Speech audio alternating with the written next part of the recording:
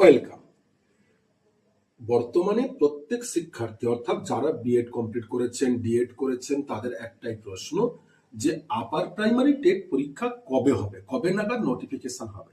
দেখুন, এই নিয়ে অন্যদের মতন বলবো না যে পরীক্ষা এই অমুক হবে তমুক হবে, কিন্তু একটা কথা যে 2025 সালের জুলাই মাসে তৎকালীন সময়ে হাইকোর্টের কাছে পশ্চিমবঙ্গ সরকার স্কুল সার্ভিস কমিশন জানিয়েছিল যে আমরা মার্চ মাসে 2026-এর মধ্যে পরীক্ষা নেব, কিন্তু আজ ফেব্রুয়ারি হয়ে গেল।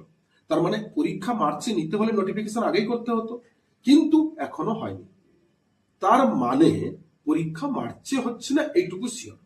তবে আরো বিশ্বস্ত সূত্রে খবর এইটুকু যে হ্যাঁ, হলফনামা আরেকটি জারি করবে এবং সেখানে কিন্তু হাইকোর্টের থেকে মিনিমাম 3 থেকে 5 মাস সময় চাইছে।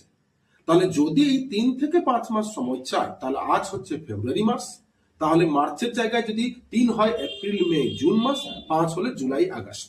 তার মানে এইটুকু ক্লিয়ার যে মে মাস থেকে 2026-এর আগস্টের মধ্যে আপার প্রাইমারি টেট পরীক্ষা হচ্ছে। তাই প্রস্তুতি সকলে শুরু করুন, এর অন্যথা হবে না, এটা বলতে পারি।